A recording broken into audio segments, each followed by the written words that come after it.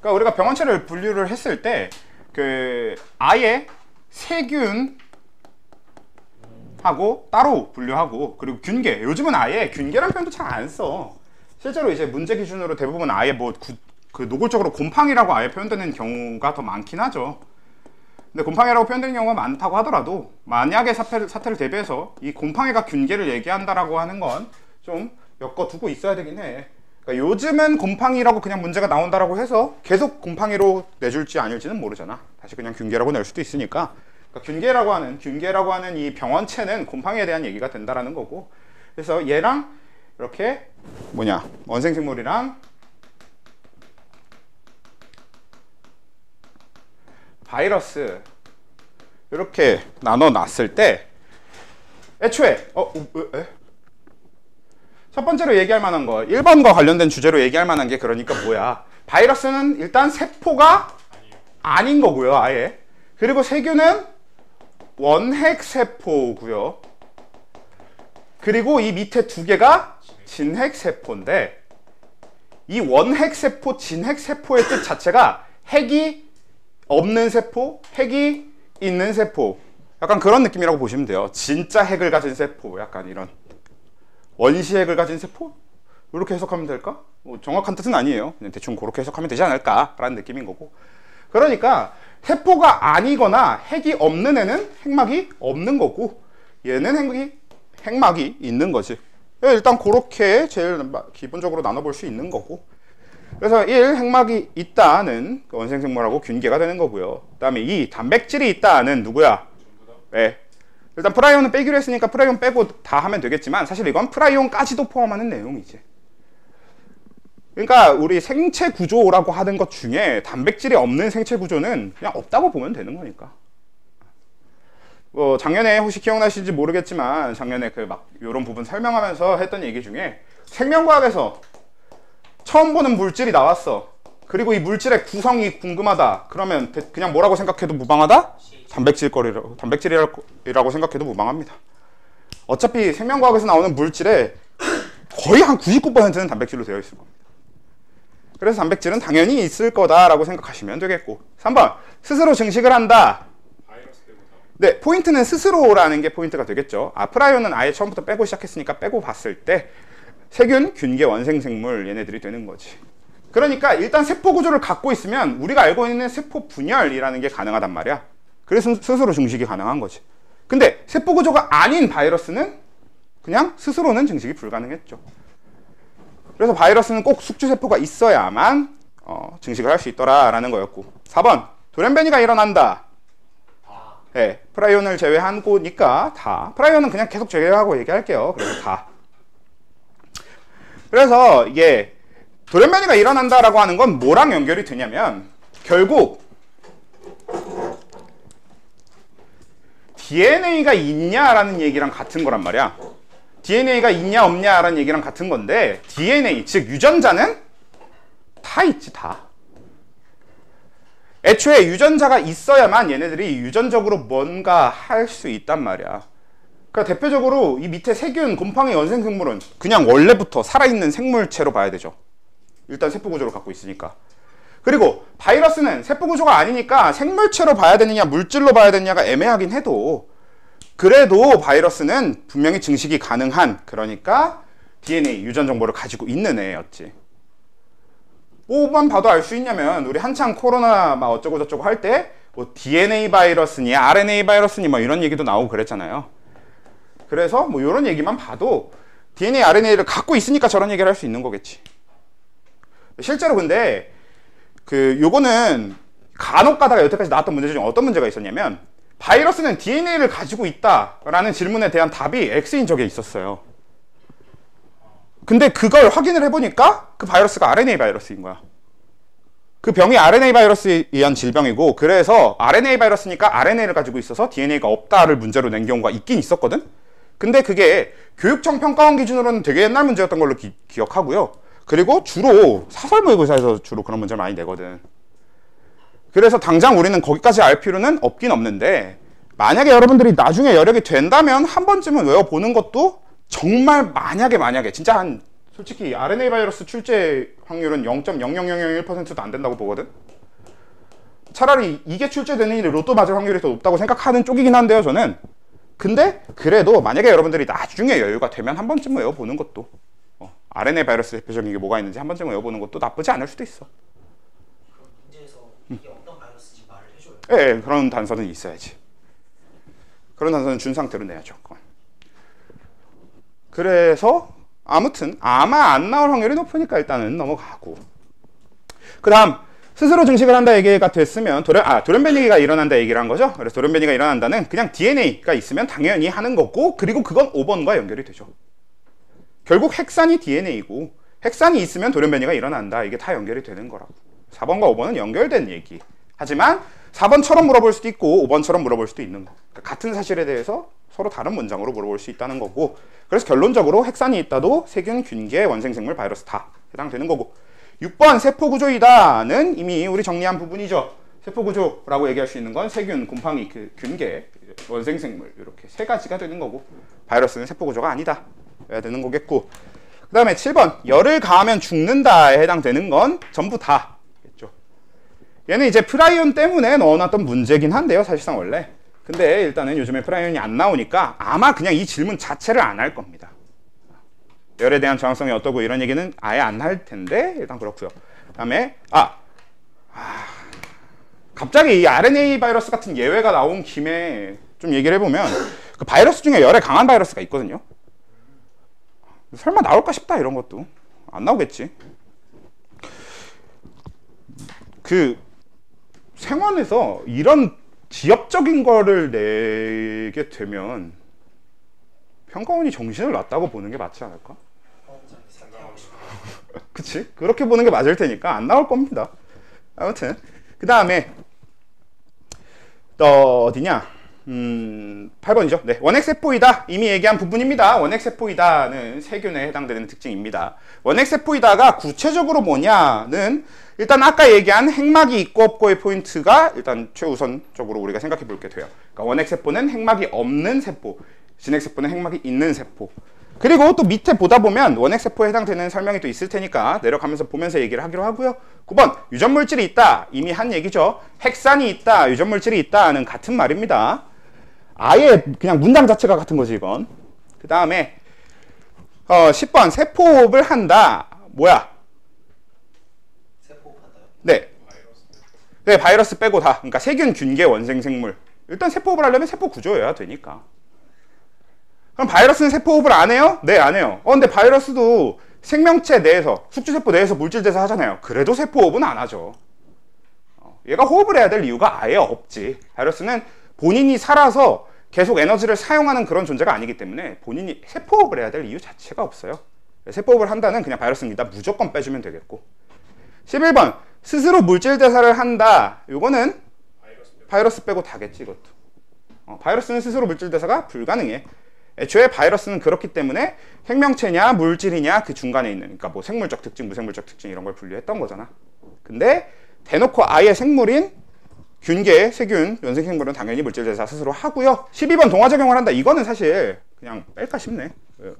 아무튼 얘는 스스로라고 하는 단어가 들어간다고 하면 바이러스 빼고 다가 될 거고, 만약에 스스로라고 하는 게 빠져있다, 스스로라는 단서가 없이라고 하면 바이러스도 하는 거긴 하지. 왜? 결론적으로 숙주세포 내에서 하는 거니까. 그래서 이거는 사실 지금 제가 동화작용을 한다고 적어놨지만 여러분들이 실제로 문제에서 마주치게 될 때는 뭔가 추가 단서들이 적혀 있겠죠. 스스로는 못하고, 스스로가 아니라 숙주세포 내에선 하고, 뭐 이런 게 적혀 있을 수도 있는데, 근데 일단 지금 문장을 보면 스스로라는 단서 조건 없이 동화작용을 한다라고만 적혀 있으면 바이러스도 같이 넣어주는 게 맞지 않을까 싶어요. 별로 크게 중요하진 않을 것 같습니다. 그 다음에 13번도 마찬가지 얘기, 12번이랑. 스스로냐 아니냐가 중요하겠지만 뭐 결론적으로 동화작용, 이화작용 자체가 물질대사니까 11번, 12번, 13번은 스스로 단어가 붙어있냐 아니냐의 차이로 나눠 놓은 거긴 한데요. 그냥 이거는 문제에서 주어진 대로를 좀 잘 보시는 게 중요하겠죠. 그 다음에 14번 핵이 있다. 자, 핵이 있다는 핵막이 있다랑 같은 말인 겁니다. 핵막이 있는 게 핵이 있는 거고요. 핵막이 없으면 핵이 없어요.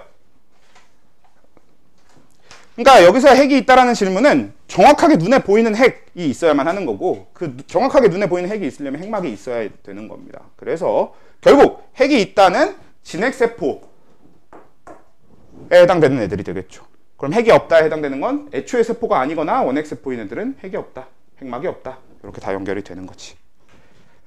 다음 15번 미토콘드리아가 있다. 이거 진핵세포이다의 얘기입니다. 진핵세포랑 원핵세포를 비교했을 때 사실 디테일하게 비교하면 얘기할 게 참 많긴 한데요. 근데 우리가 그렇게 디테일까지는 비교하지 말고 간단하게 봐서 전체적으로 우리 여기서 질문할 만한 요소가 뭐가 있냐라고 하면 진핵한테만 있고 원핵한테 없는 것들만 표시해보면 그게 미토콘드리아가 있고요. 그 다음에 핵이 있고, 그러니까 핵막이 있고, 그 다음에 엽록체가 일단 원핵세포한테는 아예 존재할 수 없고요. 진핵세포한테는 있을 순 있지. 근데 진핵세포 중에서도 없는 애들이 있지. 근데 여기선 없다고 봐야 돼요. 왜냐면 적어도 곰팡이나 원생생물 같은 애들이 엽록체를 갖지는 않으니까. 오케이?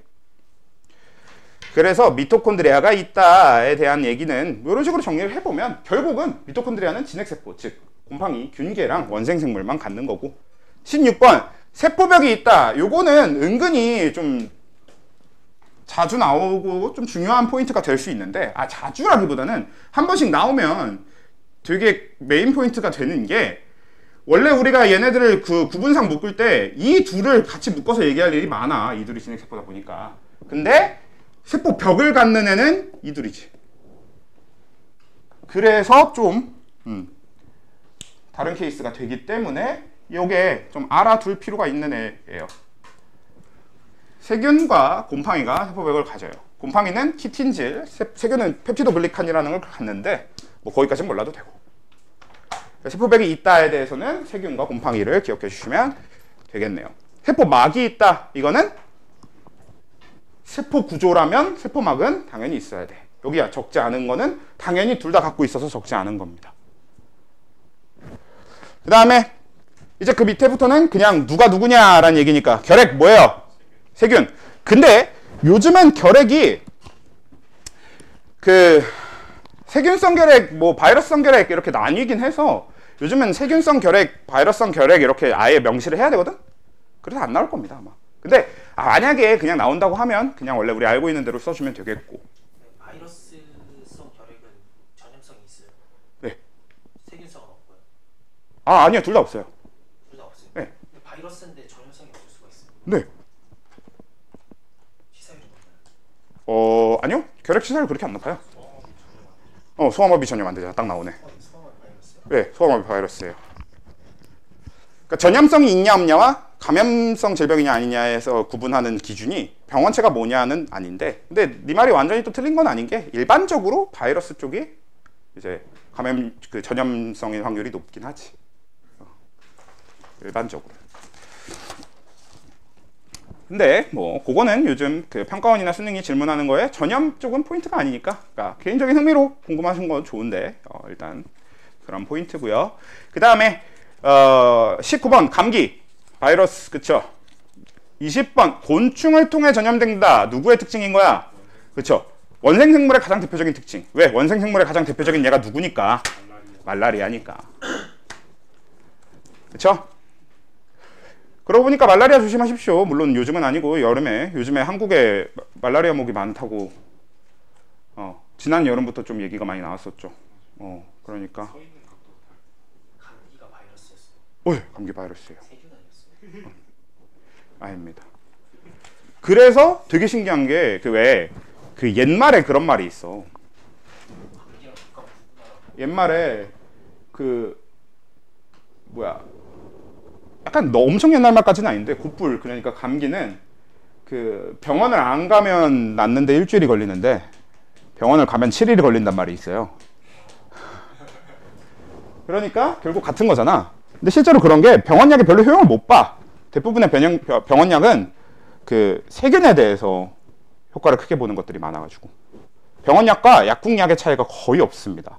바이러스성 질병들은. 근데 감기는 뭐지? 수능만 안 틀리면 되니까. 그 다음 그 밑에 21번 독감 바이러스.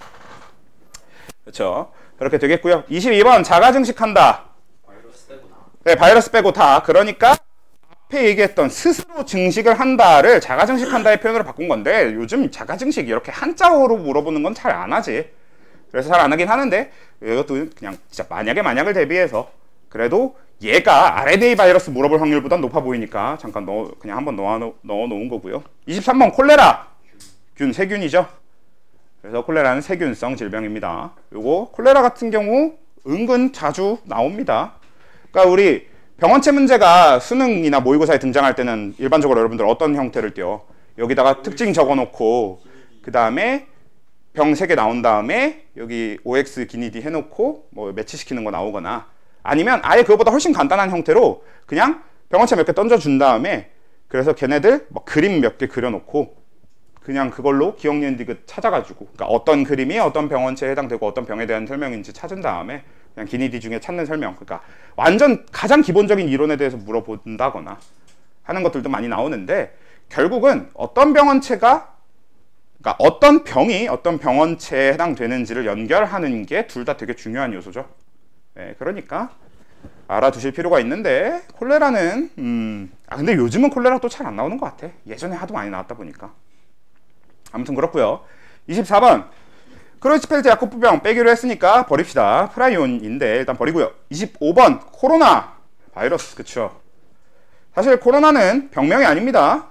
사실 얘 자체가 세균명이긴 한데, 코로나 바이러스 자체가 이제 세균이란다. 바이러스명이긴 한데, 아무튼 우린 그냥 코로나라고 불러왔으니까 아마 수능 문제도 나온다고 하더라도 별로 다른 표현으로 나오지는 않을 거고 안 내겠지. 아마 안 낼 겁니다. 그냥 바이러스의 그 특징을 대놓고 물어볼 게 아니라면 코로나가 문제에 나올 이유가 없지. 왜? 아무도 안 들릴 텐데 뭐. 코로나가 바이러스라는 걸 모르면 그 사람은 한국에 살지 않은 게 아니라 지구에 살고 있지 않았던 걸로 봐야 되지 않을까요? 아무튼 26번 남극 살다 왔으면 되겠구나. 네, 남극 여기 뭐 약간 그 뭐지? 남극 그 기지의 자제분인 거지. 기지에서 연구하시는 연구원의 자제분 뭐 이런. 아무튼 네, 그 다음에 소아마비. 아까 얘기했다시피 바이러스. 그쵸. 소아마비가 바이러스로 연결되는 게 이게 조금 쉽게 생각할 수 없는 거다 보니까 요거 좀 잘 알아두시는 게 좋을 것 같고요. 그 다음에 수면병. 원생생물. 좋아요. 보통 원생생물은 나올 거면 말라리아가 나오긴 하는데, 실제 그 마더텅을 보면 수면병에 문제가 나온 게 있었어요. 수면병이 나온 게 있었기 때문에 알아두시는 게 좋을 거라고 생각하고요. 그리고 이거 말고도 사실 뭐 홍역이라던가 뭐 이것저것 알아야 될 것들이 많지. 한번 좀 얘기를 해봅시다. 홍역은 뭐죠? 바이러스입니다.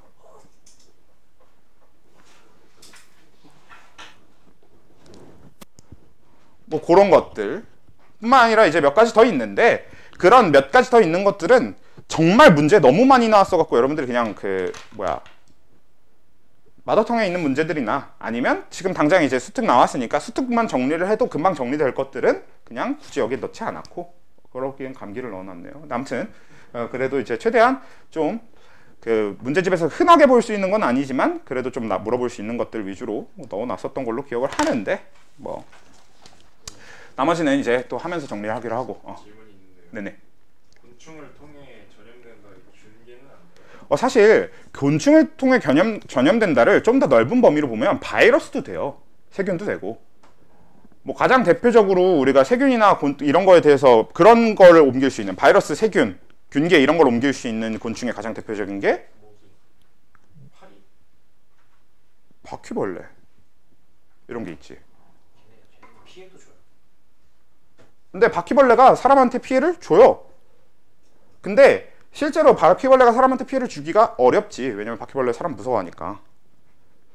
네, 바퀴벌레 사람 무서워해요. 우리는 바퀴벌레가 사람을 안 무서워한다고 생각하는데 당연히 무섭지. 몸집이 몇 배인데.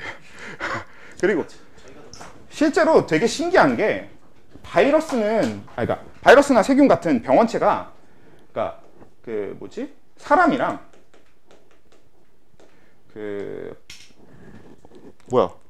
바퀴벌레 이 사이에는 사실 균을 공유하진 않아. 그러니까 무슨 뜻이냐면 사람이 걸려서 큰일 나는 그런 세균이나 바이러스들이 바퀴 몸에 있거든? 근데 바퀴는 그런 병이 있어도 바퀴는 그 병에 걸리진 않습니다. 원숭이가 되지. 그러니까 옮기는 매개 역할만 할 수 있는 거지. 그래서 바퀴 되게 다르지. 애초에 바퀴는 그가 갖고 있는 기관들도 그렇고 전체적으로 사람이랑 유전 정보도 되게 많이 다르잖아. 그래서 작용하는 병원체도 다를 수밖에 없는 거야. 근데 굉장히 신기하게도 사람 몸에 아무 문제를 일으키지 않는 사람 몸에 있는 병원균들 중에서 바퀴한테 치명적인 것도 되게 많아요. 그래서 생각보다 우리 몸에 있는 병원균이나 어떤 세균에 의해서 바퀴가 쉽게 죽을 수 있어요. 그러니까 바퀴도 병에 걸려 죽을 수 있습니다. 사람 때문에. 실제로 병원체의 양으로만 보면 바퀴보다 사람이 압도적으로 많겠지. 몸집이 훨씬 큰데. 그래서 사실 진짜로 정말 생물학적으로 생각하면 바퀴보다 사람이 더럽습니다. 근데 사실 그건 우리 알 바 아니잖아. 우리가 바퀴보다 더러운 게 중요한 겁니까? 아니야. 바퀴가 혐오스러운 게 더 중요하지. 아무튼 그렇고. 일단은 됐으면 뒤에 체온 조절 쪽으로 넘어가서 체온 조절 얘기를 해보도록 합시다.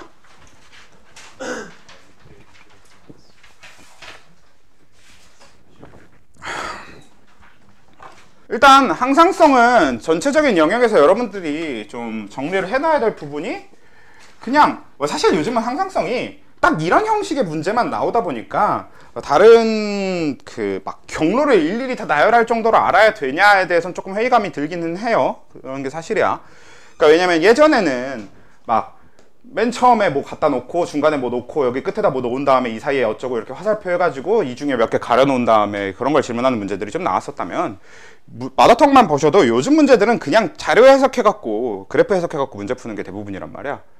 그래서 경로를 일일이 나열할 정도로 외워야 되냐에 대해서 조금 회의적인 건 사실이지만 그래도 좀 외워둡시다. 그래도 이제 그 항상성에서 그 내용의 기반이 되는 건 뭐 티록신이 분비되는 경로는 티록신이 분비되는 과정은 간내 시상하부에서 TRH가 나와서 그래서 뇌하수체 전엽에서 TSH가 나오고 그리고 걔가 갑상샘을 자극해서 티록신이 나오는 형태가 되는 거잖아.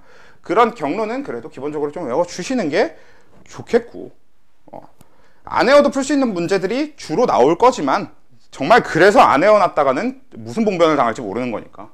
수능 때 원래 당연히 물어볼 수 있는 걸 최근에 안 물어보고 있다고 해서 공부 안 해놨다가 나와버리면 진짜 그거야말로 진짜 봉변 아니에요. 그러니까 그런 봉변은 좀 피해야 되니까 좀 봐두는 게 외워두는 게 낫겠고요. 근데 아무튼 당장 이거는 그거랑 크게 상관은 없는데 우리가 체온에 대해서 나오는 자료를 해석할 때 지금 여기서 보이는 세 가지 측면으로 해석을 하게 된단 말이지. 그러니까 어떤 거냐? 그러니까 어떤 걸 우리가 저온 자극이라고 받아들일 거냐라는 걸 봐야 되는데 일단 첫 번째, 두 번째, 세 번째에서 가장 단순하게 받아들여주면 되는 게 뭐냐면 그냥 자극의 명칭 자체가 주어져 있는 경우라고 보시면 됩니다. 그러니까 시상하부에다가 직접 자극을 주는 걸 얘기하는 거야. 시상하부에다가 내가 저온 자극을 줬어. 그러면 체온 쪽은 신경도 쓰지 마. 지금 현재 체온이 몇인가는 그냥 신경도 쓰지 말고 이 사이의 관계만 생각하세요. 저온 자극이 왔어. 그럼 시상하부는 저온이라고 생각하겠지. 그러면 무슨 일이 일어날지만 생각하면 되는 거야. 무슨 일이 일어나겠어? 체온을 올리겠지. 그치? TRH 분비가 증가할 거고 TSH 분비가 증가할 거고 티록신이 많이 나오겠지. 그러니까 실제 체온은 아예 상관없는 얘기가 되는 거예요. 우리가 자극 명칭이 직접적으로 제공이 되면. 그래서 결과적으로 체온이 올라가는데 보통 이런 식의 문제에서는 이 체온이 어떻게 돼? 정상 체온 범위를 벗어나서 올라가 버리지. 근데 그렇다고 하더라도 어차피 원인에는 체온이 전혀 관여하지 않는다라는 거예요. 그러니까 체온이 그렇게 올라가게 된 그 원인은 체온과 전혀 상관없이 우리가 시상하부에다 그냥 시상하부가 춥다고 착각하게 만들었기 때문에인 겁니다. 그래서 이렇게 자극이 직접 주어졌을 때는 그냥 체온과 상관없이 무슨 일이 일어날지 다 생각한 다음에 그냥 그래프에 나온 체온은 그냥 그대로 봐주시면 됩니다. 그래서 체온이 그냥 올라갈 거라고 생각하면 돼. 원래 그게 정상 체온이었는데 더 올라가든 아니면 실제로 낮은 체온이었어서 올라갔든 아니면 오히려 고온이었는데도 올라갔든 다 필요 없어. 그냥 무조건 자극을 직접 저온 자극을 가해줬기 때문에 올라가는 겁니다. 그치? 그렇게 되는 거고. 그 다음에 두 번째는 저온 자극을 시상하부 이렇게 자극의 명칭 자체가 주어지는 것 말고 그냥 단순하게 시상하부와 그러니까 그냥 진짜 체온만 가지고 따지면 되는 경우, 그냥 체온이 낮은지 높은지 판단하면 되는 경우. 그러니까 무슨 얘기냐면 그냥 원래 정상 체온보다 낮은 체온인 거야. 그럼 그건 무슨 자극으로 작용해요? 정상 체온보다 낮은 네, 정상 체온보다 낮은 체온을 가지고 있어. 그럼 그게 초온 자극이지. 다시 정상 체온보다 지금 내 체온이 낮아. 내 체온의 온도가 정상 체온보다 낮은 온도야. 제 체온 자체가 그러니까 내 실제 체온이 원래 내가 정상이어야 되는 체온보다 낮은 거야. 그러니까 사람으로 따지면 무슨 얘기야? 정상 체온은 37도일 테니까. 그러니까 내 지금 체온이 35도쯤 돼. 이런 얘기지. 그러니까 그냥 내 체온이 정상 체온보다 낮으면 저온 자극. 그냥 내 체온이 지금 한 39도쯤 돼. 그러면 그냥 정상 체온보다 내 체온이 높으니까 고온 자극. 얘가 가장 단순한 형태의 질문이 되는 문제. 가장 단순한 형태로 제시되는 형태. 그리고 세 번째가 뭐야? 시상부 설정 온도를 주는 거죠. 이 문제의 유형은 어떻게 되냐면 체온 자체는 그냥 정상 체온이야. 그러니까 내 체온이 이미 원래 정상 체온으로 맞춰져 있어요. 근데 시상하부 설정 온도라고 하는 거는 뭐냐? 내 체온은 원래는 정상 체온, 그러니까 내 체온이 37도여야 되면 지금 원래 정상 체온이 37도여야 되고 지금 내가 37도인 거야 실제로. 근데 시상하부가 37도가 아니라 40도를 정상 체온으로 인식하게 만들겠다. 이런 게 시상하부 설정 온도에 대한 얘기입니다. 그러니까 시상하부의 설정 온도를 올리면 이게 무슨 뜻이냐면 시상하부를 뜨겁게 만들었다 아닙니다. 그냥 시상하부가 40도를 정상 체온으로 인식하게 만드는 거야. 착각하게 만드는 거지. 약간 뭐랑 비슷한 거야? 내 실력이 원래 3등급인데 누가 나한테 바람을 집어넣어서 내가 2등급이 내 실력인 것처럼 착각하게 만드는 그런 느낌이라고 보시면 되는 거죠. 근데 자꾸 그럼 내 실력이 2등급이라고 인식하고 있는데 3등급이 나오면 끌어올리려고 하겠나? 잘 모르겠지만 아무튼 이제 그런 느낌이 되는 게 요 시상하부 설정 온도인 겁니다. 말 그대로 실제 체온 관계는 오히려 정상적일 확률이 높고 그거 말고 근데 시상하부가 생각하는 그 정상의 온도의 범위를 바꿔버린다는 이게 시상하부 설정 온도인 거죠. 그럼 이걸 이제 하나씩 적용을 해서 보면요. 거기에 있는 걸. 일단 문제 첫 번째에 있는 게 그림은 사람의 시상하부에 설정된 온도가 변화함에 따라 즉 뭐야? 3번이지. 얘가 이제 3번의 얘기야. 그러면 그래프의 해석은 어떻게 흘러가게 될 거냐면요. 오른쪽 그래프에 점선이 시상하부 설정된 온도니까 그 점선이 이렇게 되어 있는 구간이니까 이 점선이 상승하는 구간 여기를 대충 A 여기를 B 지점이라고 얘기를 할게요. 설명을 편하게 하기 위해서. 그러면 A 지점 이전까지는 시상하부가 생각하는 정상 체온과 실제 체온이 어떤 상태인 거야? 같은 상태지. 그럼 이건 저온 자극도 고온 자극도 아닌 거지. 그렇게 되다가 자 A라는 지점을 기준으로 시상하부의 설정 온도가 올라가 버려. 이게 아까 얘기한 시상하부가 정상 온도를 40도로 인식을 해버리는 거야. 그러면 시상하부는 40도가 정상 온도라고 생각해. 근데 내 체온은 37도지. 근데 이거는 원래 우리가 알고 있는 대로라면 정상 체온인데 그게 필요 없어요. 그냥 얘가 40도라고 생각하면 얘는 40도에 맞춰줘야 되는 거죠. 왜? 체온 조절은 누가 하는 거니까. 시상하부가 하는 거니까.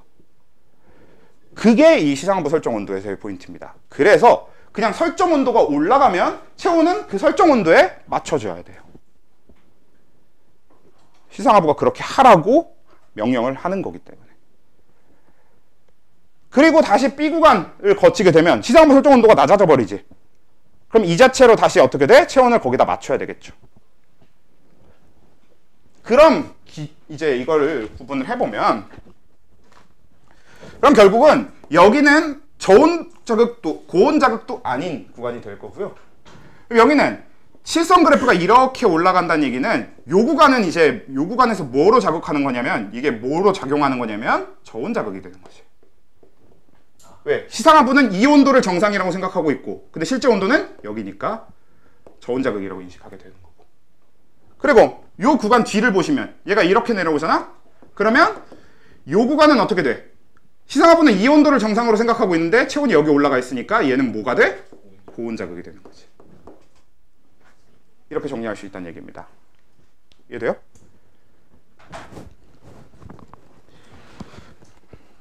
그래서 그걸 통해 기억, 니은, 디귿을 정리하는 거니까. 그래서 기억은 시상하부에 설정된 온도가 체온보다 낮아지면 체온이 내려간다. 이거는 맞죠? 그러니까 체온은 무조건 시상하부 설정 온도를 따라간다고 생각하시면 편하겠지. 그냥 시상하부 설정 온도와 맞춰지게 되는 거야. 무조건 체온이. 그 다음에 니은 열 발산량분의 열 발생량은 구간 2에서가 구간 1에서보다 크다라고 했는데 구간 2는 저온 자극이라고 아까 얘기했잖아. 자, 그럼 저온 자극이면 발생량은 높아야 되겠고 발산량은 적어야 되겠지. 만약에 저온, 이거는 이제 여러분들이 편한 대로, 그러니까 여러분들이 편한 대로 기억을 하시면 되는데 저는 자극과 결과를 연결하는 것보다는 해야 되는 것과 일어나는 일을 연결하는 게 더 편하다고 생각하거든. 지금 체온이 올라가야 되면 발생량이 증가하고 발산량이 낮아져. 저는 그냥 이렇게 연결하는 게 좋아. 근데 사실 뭐 크게 다른 건 아닌데 우리가 이런 걸 이제 보통 뭐라고 하냐면 머릿속에서 과정을 이제 좀 단순화시킨다고 하지. 그 머릿속에서 생각하는 과정을 단순화시켜 놓으면 실제로 생각하고 그게 문제에서 쓰는 형태로 도출될 때까지 시간을 줄일 수 있고 그리고 그게 더 쉽게 생각될수록 다른 생각을 할 여유가 뇌한테 주어지기 때문에 그런 것만 해도 되게 도움이 될 수 있으니까 본인들이 저온 자극과 연결해서 그냥 바로 어떤 일이 일어날지를 연결해서 외워버리셔도 되고 아니면 고온 자극, 저온 자극 이게 아니라 지금 체온이 올라가면 무슨 일이 일어나고 있는 거고 낮아지고 있으면 무슨 일이 일어나고 있는지만 연결해도 되고 그건 어느 쪽으로 연결해도 상관없는데 그런 식으로 연결해서 단순화시켜 놓는 것도 되게 좋다는 얘기입니다. 일일이 하나 이렇게 한 걸음 가면 시간이 좀 걸릴 만한 작업이니까. 아무튼 그래서 그러니까 제 기준으로는 지금 체온이 올라가고 있네? 그럼 발생량은 클 거고 발산량은 작겠네. 이렇게 풀겠다는 얘기죠. 저는. 이걸 저온 자극이랑 연결해보면 저온 자극이면 발생량 크고 발산량은 작고 이렇게 외워둬도 상관없다는 거고. 그다음 디귿. 피부 근처 혈관을 흐르는 단위 시간당 혈액량이 증가하면 열 발산량이 감소한다. 이건 사실상 이 위의 문제랑 아예 상관이 없죠. 그냥 원래 우리가 알아야 되는 내용이고 어떤 얘기예요? 틀린 얘기죠. 피부 근처에 혈액량이 많으면 밖으로 열을 많이 뺏기는 겁니다. 원래 우리 몸에 있는 것 중에 가장 뜨거운 게 피예요. 피가 한 40도 가까이 될걸? 진짜요? 피가 굉장히 뜨거워요. 그래서 우리 과다출혈 하잖아? 그러면 막 사람들은 이게 과다출혈 시절 이렇게 막 피가 이렇게 팍팍 쏟아져 나오면은 그렇긴 한데 그거 말고 이렇게 천천히 이렇게 피가 흘러나오는 형태로 꾸준히 흘러나와서 과다출혈을 하게 되잖아? 그러면 체온이 떨어지는 게 본인 몸으로 느껴질 정도예요. 몸이 싹 차가워진다는 느낌. 그렇다고 해요. 그래서 실제로 이제 자살 기도한 사람의 인터뷰 같은 거에서 확인할 수 있는데 손목에 이제 동맥을 절단을 하고 욕조 안에 이렇게 넣어 놓으면 피가 되게 빨리 이렇게 스며 나오거든. 그리고 통증도 되게 적고. 물속이요? 그래서 욕조 안에 손목하고 욕조 안에 이렇게 들어 있는 거야 그냥. 그렇게 자살하는 사람들이 있었거든. 근데 그렇게 자살 기도하다가 살아난 사람 뭐 이런 사람들에서 이제 인터뷰를 했는지 그런 확인한 거에 따르면 실제로 되게 따뜻한 게 빠져나간다는 게 일일이 느껴진다고 해. 욕조에 이렇게 누워있으면.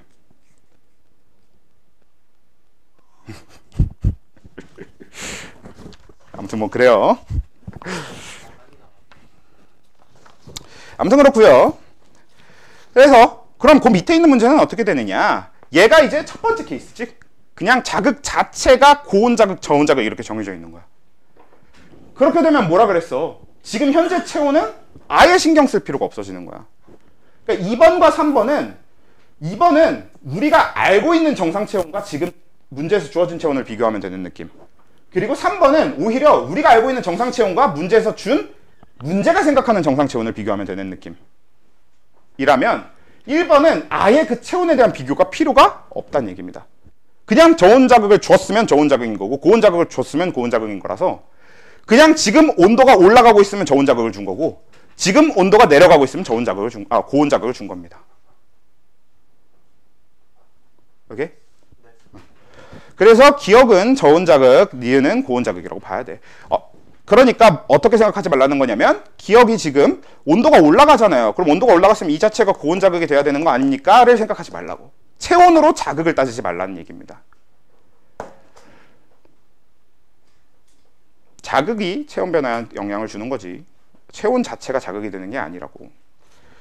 그래서 기억은 기억 고온이다 아니고 저온 자극인 거고, 니은 사람의 체온 조절 중추에 니은 자극을 주면 피부 근처 혈관이 수축된다 라고 했는데, 체온 조절 중추에 지금 주고 있는 니은은 고온 자극이어야 되는 거잖아요. 그치? 고온 자극이어야 체온이 내려가는 거잖아. 그래서 고온 자극이면 고온 자극을 주면 피부 근처 혈관 확장돼야 되는 거죠. 열 버려야 될 거 아니야. 지금 몸에 열이 너무 많다가 고온 자극이니까. 그 다음에 디귿 사람의 체온 조절 중추는 시상압 넘어가고요. 이런 걸 질문을 하고 그래. 그 다음에 그림 가는 사람에서 시상하부 온도에 따른 기억을, 나는 저온 자극이 주어졌을 때 시상하부로부터 교감신경 A를 통해 인데, 그러니까 나는 1번 케이스긴 해. 근데 어차피 그래프가 나오진 않았으니까 그냥 경로에 대한 얘기니까 해석할 요소는 없는데, 그러니까 가가 일종의 2번 케이스 같이 생각하면 되는 거지. 그냥 시상하부 온도가, 그러니까 우리가 생각하는 정상 체온이 37도잖아. 그러니까 실제로 가에서 37도, 저게 이제 시상하부가 생각하는 정상 온도입니다. 그러니까 그냥 37보다 높으면 고온 자극, 37보다 낮으면 저온 자극이에요. 이런 걸 해석할 때는. 그러니까 1번, 3번처럼 복잡한 생각을 아예 할 필요가 없다는 소리야.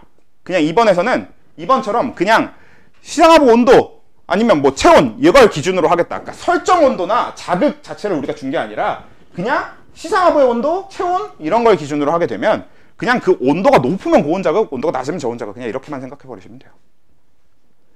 그러니까 오히려 생각 자체는 얘가 제일 간단하게 하면 되고, 얘도 머리가 좀 복잡해질 수 있지만 간단하게 생각할 수 있으면 되겠고, 얘는 생각 자체를 좀 복잡하게 해야 되는 거지.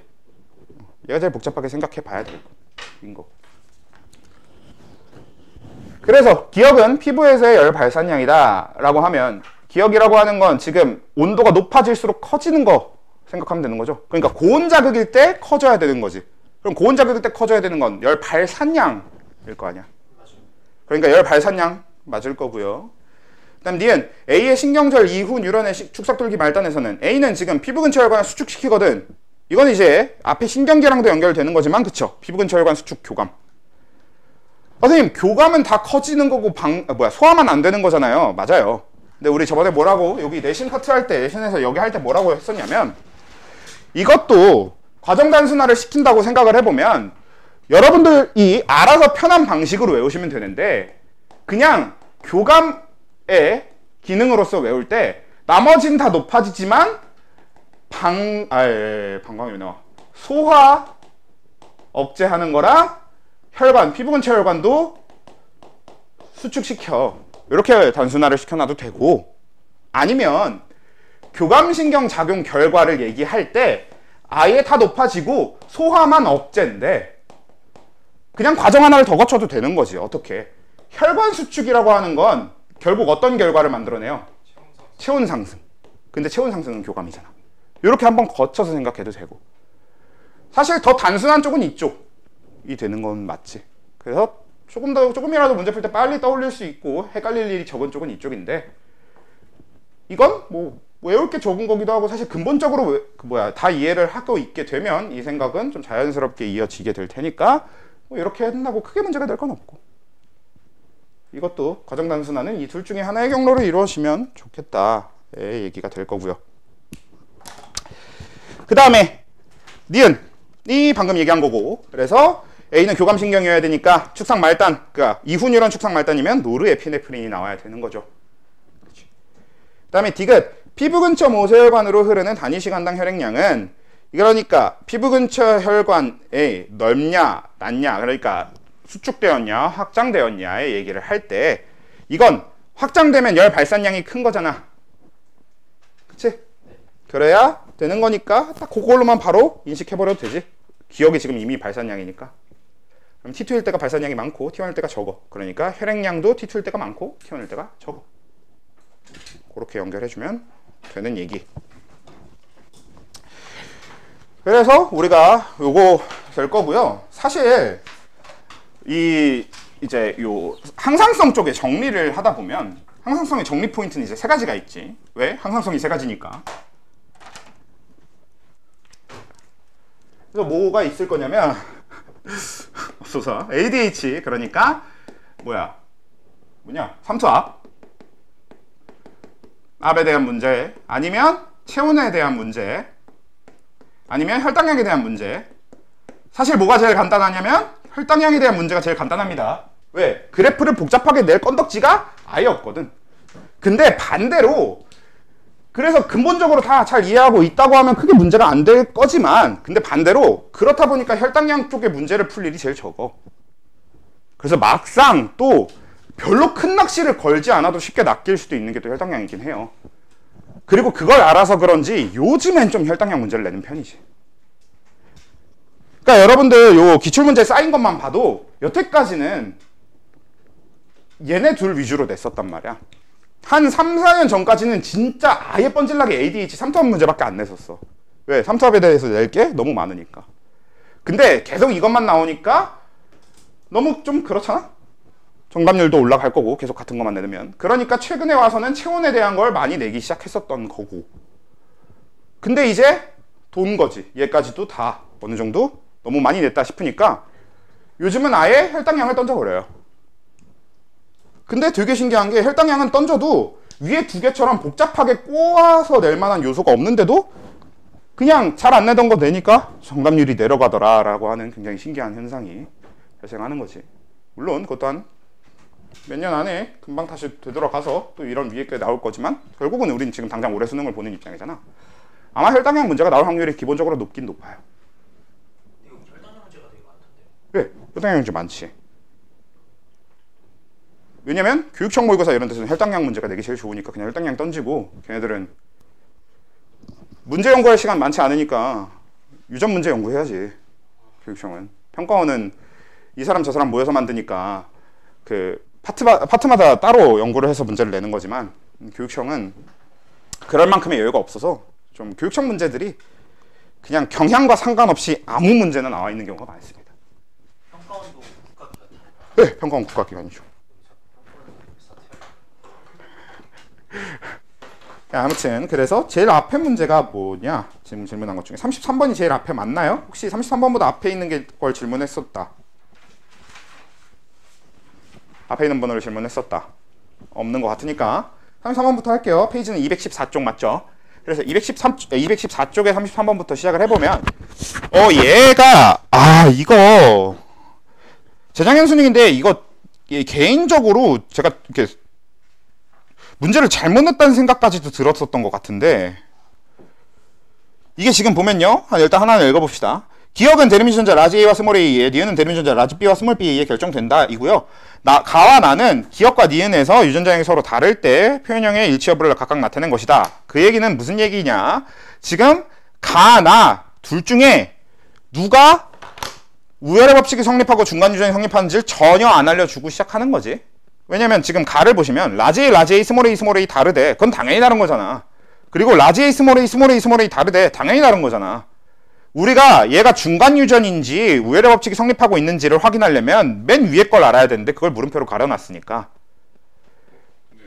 맨 밑에서 알 수 있는 건 없어요. 네, 그냥 단순히 표현형 일치 여부로만 알 수 있는 건 없지. 물론 밑에 있는 걸 추가로 봐서 알 수 있는 건 있겠지만 표만 보고 알 수 있는 사실은 없죠. 라지 A 스몰 A와 스몰 A의 표현형이 다르다는 당연히 다른, 우열의 법칙이 성립해도 다르고 중간 유전이어도 다르잖아. 그치? 우열의 법칙이 성립하면 앞에 거 라지 A, 뒤에 거 스몰 a 표현되는 거고, 중간 유전이면 라지 A 스몰 a와 스몰 a가 표현되는 거니까 다르거든. 그래서 가와 나가 둘 중에 누가 우열이고 누가 아닌지를 아예 표에서는 단서를 안 주거나 마찬가지야.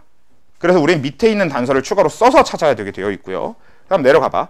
디귿은 한 쌍의 대립 유전자에 의해 결정되며 대립 유전자에는 D, E, F가 있다라고 되어 있어요. 뭐 좋아요. 그냥 복대립인 거지. 근데 디귿의 표현형은 4가지이며 무슨 뜻?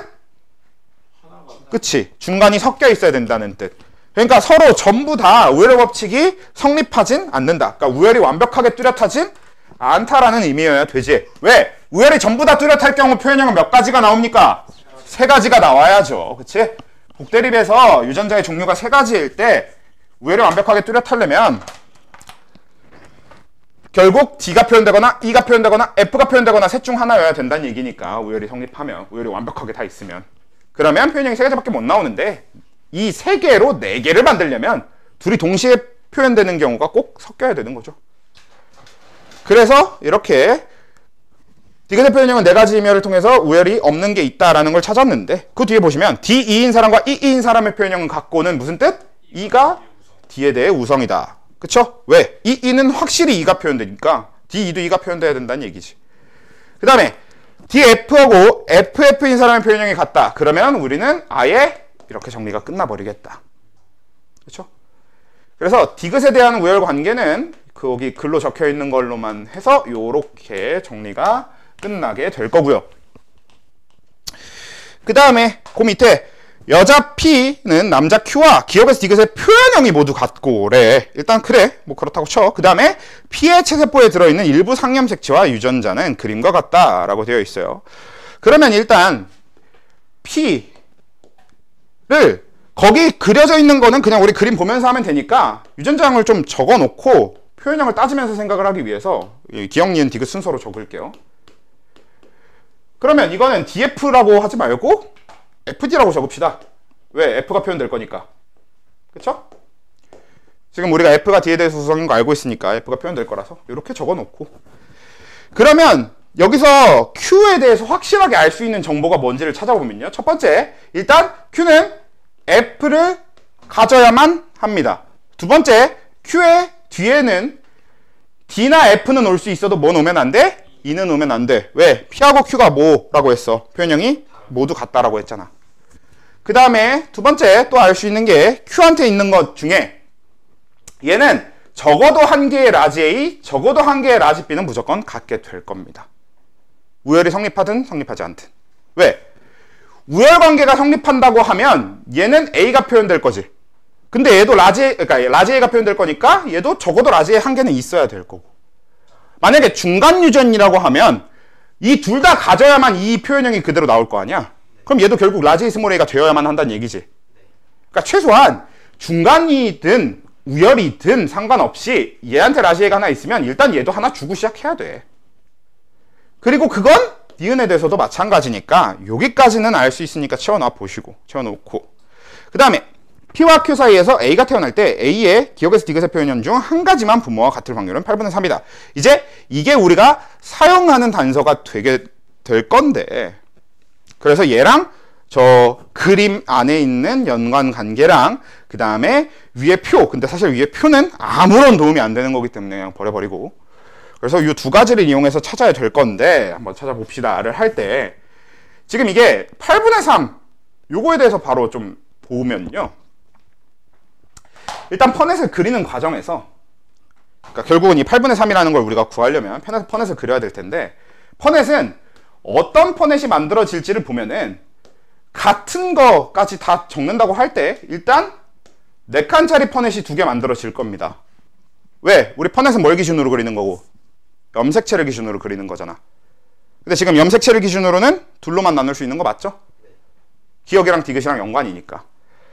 그래서 이 중에 하나의 퍼넷에다가 그냥 P 거는 일단 적어 놓을까요? 그래서 P는 하나가 라지 A, 라지 D 연관이고 하나는 스몰 a, F 연관이고, 그 다음에 여기에다가는 라지 B, 스몰 B 이렇게 적어 놓고 시작을 해봅시다. 그 다음에 또 알 수 있는 사실을 확실하게 좀 적어 놓으면 좋을 게, 여기가 이제 P니까 여긴 Q가 들어갈 거고요. 헷갈릴 수 있을 거면 이렇게 적게 될 거고. 그 다음에 또 알 수 있는 거 Q의 요 둘 자리 중에 하나에는 일단 라지 B가 무조건 들어갈 테니까 라지 B 여기까지는 채워도 되죠. 그 다음에 Q에도 요 자리를 채우는 과정에 있어서 다른 것 말고 F 먼저 좀 채워둘까 해요. 선생님 F를 채우는 김에 라지 같이 채워도 되지 않죠? 왜냐? F가 라지 A랑 연관되어 있는지 아닌지를 확인할 방법은 없어. 우리한테 지금은. 그렇잖아? 그러니까 이 앞에 오는 게 뭔지 우리가 정확하게 확인할 수 없어서 딱 이 상태가 그냥 우리가 알고 있는 상태에서 그릴 수 있는 펀넷의 전부가 됩니다. 그리고 우리가 찾아야 되는 확률은 8분의 3이거든? 근데 우리 한 가지 생각해 볼 게 있어요. 자, 8분의 3은 무조건 2분의 1 곱하기 4분의 3이죠? 2분의 3 곱하기 4분의 1 이런 건 안 될 거 아니야. 그러니까 결국은 이 둘 중 하나가 4분의 3, 둘 중 하나가 2분의 1의 확률을 가져야 되겠다라는 걸 알고 시작할 수 있으니까 사실 이제 이 4분의 3과 2분의 1을 통해서 감각적인 직관으로 네, 찾으면 좀 도움이 될 수는 있어. 예를 들면 좀 확률이 높아 보이는 걸 찾겠다라고 해서 얘가 라지 B 뭐 이렇게 되면 얘가 바로 2분의 1이 나와버릴 거 아니야. 근데 뭐 그런 식으로 이제 하면 되는데 그렇게 하고 싶은데 문제가 뭐냐면 지금 8분의 3이라는 확률이 뭐예요? 한 가지만 부모와 같은 확률입니다. 그래서 좀 그렇게 단순하게 떨어질 문제는 아니고 그런 감각적인 직관의 영역으로 접근하지 않는다고 하면 얘는 이제 어떻게 하는 것밖에 방법이 없냐? 노가다밖에 방법이 없겠지. 이제 노가다적인 접근이 됩니다. 자, 어떻게 될 거냐? 자, 뭘로 할까요? 주황색 이걸로. 이제 노가다는 이걸로 하겠습니다. 자, 첫 번째 케이스. 자, 1번 케이스. 1번 케이스는 이제 얘가 우열일 때 부터 시작을 해봅시다. 그럼 얘가 우열이면 아니다. 제일 쉽게 할 수 있는 것부터 합시다. 제일 간단하게 떨어지는 것부터 합시다. 뭐가 제일 간단하게 떨어질 거냐면 얘도 중간이고 얘도 중간일 때가 제일 쉽게 떨어져요. 왜냐? 둘 다 중간 유전이 되면 뭐가 되니까? 얘 라지 A 스몰 A, 라지 B 스몰 B Q의 유전자형이 확정돼 버리니까. 그렇잖아. 표현형이 같으려면 중간 유전 자체가 무슨 뜻이야? 표현형이 같으려면 유전자형이 같아야만 표현형이 같은 거잖아. 그래서 이쪽으로 노가다를 하면 요 1번 케이스에 의한 노가다는 얘가 스몰 A, 여기 스몰 B가 확정이 되고 그러면 요 자리에 일단 스몰 B를 확실히 갖다 놓을 수 있게 됩니다. 그리고 얘가 라지 B 스몰 B가 되고 여기 라지 B 스몰 B가 되고 여기 스몰 B 스몰 B가 되고 라지 B가 되잖아. 그래서 니은이 같을 확률과 니은이 같지 않을 확률을 나눠보면 이게 뭐가 돼? 2분의 1, 2분의 1 이렇게 되겠지. 이 둘 사이에서 태어난 자손이 부모와 이 니은이 같을 확률과 니은이 같지 않을 확률을 나눠보면 이렇게 됩니다. 그럼 이건 우리 8분의 3을 찾기 위해서 뭐가 돼야 된다는 소리냐면 니은이 같을 확률일 때는 기억 디귿 다 다른 애가 4분의 3이어야 된다는 얘기고 니은이 같지 않을 확률을 찾을 거면 기억하고 디귿 중에 하나만 같은 애가 4분의 3이어야 된다는 얘기가 되도록 찾으면 되지.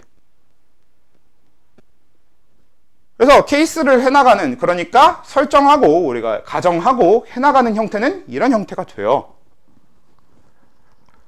그래서 이제 얘는 일일이 노가다를 해서 찾으면 되긴 하는데, 그러니까 보면은 결국 여기에다가 라지 A, 라지 F 갖다 놓고 나면 여기다가 이제 스몰 a에다가 여기에는 F가 들어갈지 D가 들어갈지는 그냥 비워놔도 상관없다. 왜냐? 그냥 하면서 4분의 3 나오는 걸 찾아줘도 되는 거니까요.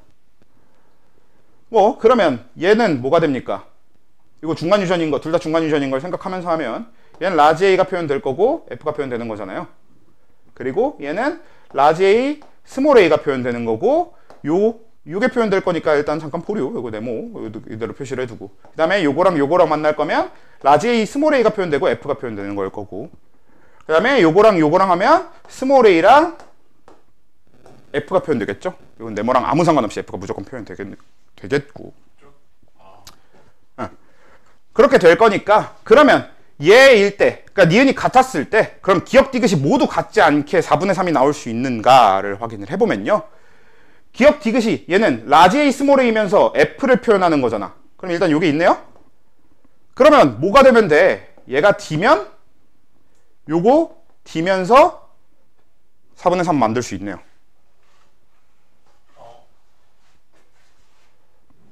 맞아요? 둘 다 중간일 때요. 둘 다 중간일 때. 근데 여기가 Q가 스몰 A F면 어떻게 해요? 뭐 그것도 바꿔서 해봐야 되는 거긴 하지. 그냥 케이스 하나를 잡아놓고 하는 거니까 이것도 가정 한 번 더 해야 되는 거니까.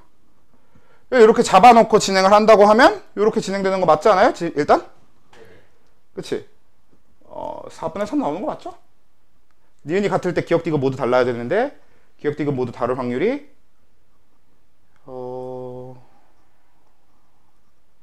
맞네요. 그치? 그럼 끝 아니야? 근데 저게 같은 거 아니에요? A 라지 A 스몰 A가 들어가면? 라지 A 스몰 A 맞네. 같은 거. 눈이 멀었나 봐요. 죄송합니다. 그러니까 안 되지. 그래, 원래 이게 안 돼야 되거든. 제가 기억하는 걸로는 이거 둘 다 중간이 아니었던 걸, 둘 다 우열이 있었던 걸로 기억하거든. 정확하게는 모르겠어. 근데 둘 다 우열이 있었던 걸로 기억하긴 하는데 아무튼 일단 이거 제거할 거고. 그 다음에 니은이 같지 않은 경우, 그러니까 왠지 알겠죠? 니은이 같을 때 기억하고 디귿이 둘 다 달라야 되니까 기의 기억도 다르고 디귿도 다르고.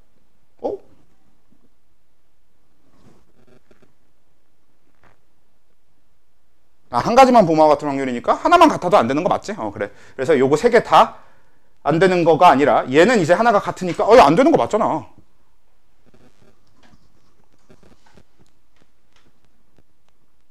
그러니까 4분의 3 맞는 거냐? 그러니까 니은이가 좀 기억도 같아가지고 니은이 같다고 했는데 기억이 같아 버리니까. 안 되는 케이스인 거 맞고. 네네. 안 되는 케이스로 세면은 그러니까 여기서 이 확률이 2분의 1이 나와서 4분의 1이 되니까 안 된다. 그쵸? 그거 맞네요. 그 다음에 니은이 같지 않은 확률을 찾으면 이거는 뭐야? 기억하고 디귿 중에 하나만 같은 걸 찾아야 되죠. 이거는 이미 누구 때문에 안 돼? 얘 때문에 안 됩니다. 이미 얘가 기억 디귿이 같이 똑같은 게 나와버렸으니까. 그럼 여기서 이걸 아니고 중간중간 빼고 다음 걸로 넘어가냐? 아니지. 아까 얘기했던 요 네모칸 그대로 써먹으면서 스몰 A 라지 A 바꿔서 또 해봐야 되긴 하죠. 그래서 스몰 A 라지 A 또 바꿔서 써보면 또 어떻게 되는지 이런 식으로 이제 일일이 해나가야 되는 거거든. 이 네모를 같이 유추해 나가면서. 실제로 이런 식의 기본적인 노가다는 하긴 해. 원래 이런 유형의 문제들은 이런 식의 노가다를 조금 시키는 편이긴 해요. 근데 얘는 그런 식의 노가다 치고도 너무 좀 투머치한 경향이 있고요. 그리고 무엇보다 사실 이런 식의 문제가 나오잖아? 그러면 직관의 영역까지는 아니더라도 보통 뭐부터 해보는 게 제일 좋을 거냐면 제일 그럴듯해 보이는, 그러니까 확률이 제일 높은 것부터 노가다를 하는 게 제일 좋잖아. 그리고 확률이 제일 높을 거는 일반적으로 뭐라고 생각하겠어? 하나는 우열이고 하나는 중간인 게 확률이 제일 높지 않을까? 근데 둘 다 우열이라니까? 쓰레기 문제예요. 둘 다 우열인가요? 네. 정답이? 아마 그랬던 걸로 기억해. 그래서 제가 진짜 작지 않은 충격을 입었었던 문제였던 걸로 기억하거든요.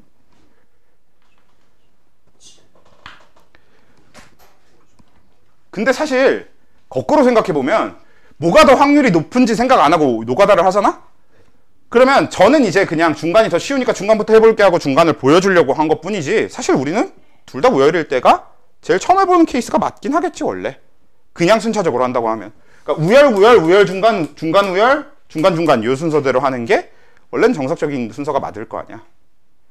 그리고 사실 왜 얘가 우열로 문제를 냈냐면 우열일 때가 케이스가 더 많이 나눠져서 생각할 게 더 많습니다. 그냥. 왜? 우열이면 뭐가 되니까? 연관이 여기를 아예 알 수가 없으니까.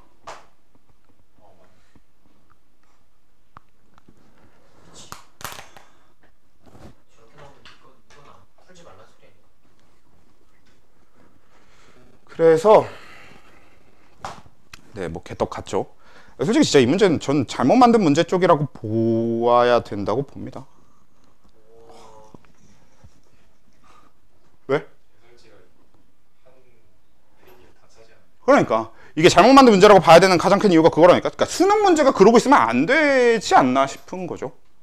스쿨 내려온 거 처음 봤어요. 이게 한 번씩 이렇게 욕을 먹는 수능 문제가 있는데 이거 말고도 또 그 대표적인 게 그거 있어요. 수영도 일일이 그려서 풀어야 되는 문제 유형이 나온 게 있어요. 수영도요? 음. 진짜 쉽지 않다. 그 수영도 일일이 그래서 풀어야 되게 나온 정도의 문제가 있어. 그걸 그래서 그 수영도 문제, 수영도의 형태로 저는 이제 해설을 했었는데 그때. 근데 이제 다른 선생님들 해설을 보니까 저는 모르는 수영도를 좀 쉽게 하는 수학적인 어떤 막 그런 게 들어가 있더라고. 진짜 별의 별 막 그런 게 들어가 있더라고. 근데 그렇게 해서 푸는 것도 한 세월이야. 그래서 그런 문제가 이제 간혹가다 나올 때가 있는데 그건 이제 문제가 정신 나간 쪽이라고 봐야 되겠지. 그리고 지금 이 문제가 약간 정신 나간 쪽의 문제가 맞습니다만, 근데 한 가지는 있어. 뭐가 있냐면 그래도 여러분들이 연습해봤으면 좋겠는 게 33번은 문제가 안 좋은 건 수능 문제로서 안 좋은 거지 여러분들이 연습할 만한 요소가 엄청 많아. 막상 진짜 하나하나 노가다 해보면 그 노가다 하면서 어떤 케이스가 되고 안 되고를 그러니까 한 문제로 여러분들은 되게 여러 가지 케이스를 한 번에 접할 수 있단 말이야. 이거 연습해보면, 막상 노가다 해보면. 그치? 약간 그런 느낌으로 접근할 수 있는 거지. 그러니까 이 한 문제로 여러분들은 정말 여러 케이스의 퍼넷을 한 번에 다 그려볼 수 있잖아. 그래서 연습하기엔 되게 좋은 문제라고 생각을 하긴 하는데 그 선택은 여러분들 몫으로 남겨두고 넘어가도록 하겠습니다.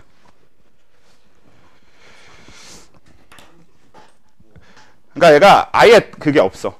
그 뭐야, 중간 과정을 이어주는 그 단서가 아예 없어요. 아예 노가다를 안 하고 풀 수가 없도록 되어 있는 문제입니다. 근데 확실히 이렇게 나오면은 되게 가계도 문제가 쉽게 나오네요. 네, 가계도 이때 되게 쉬웠어요. 재작년 수능 가계도 진짜 쉬웠어.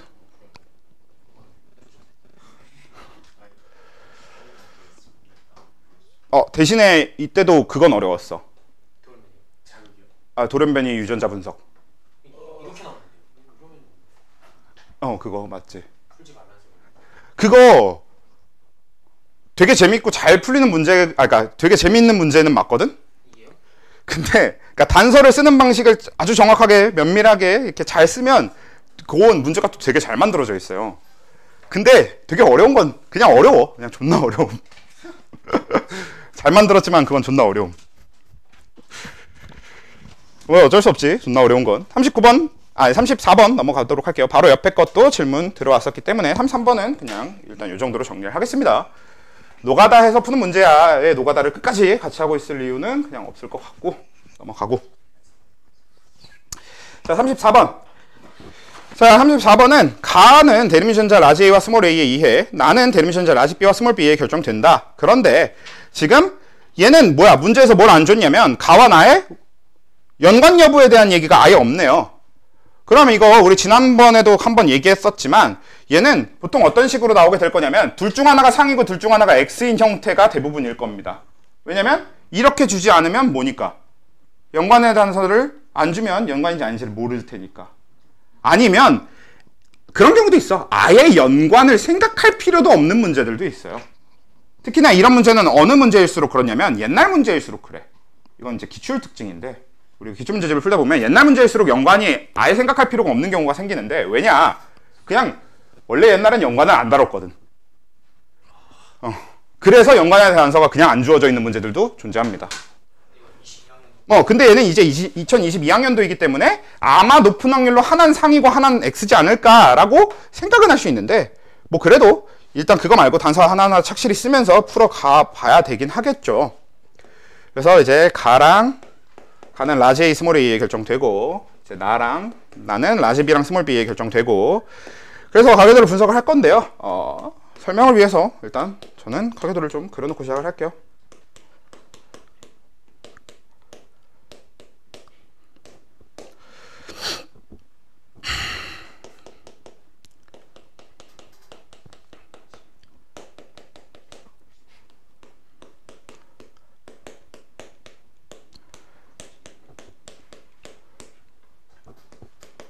쓸 수 있는 거 뭐 있냐?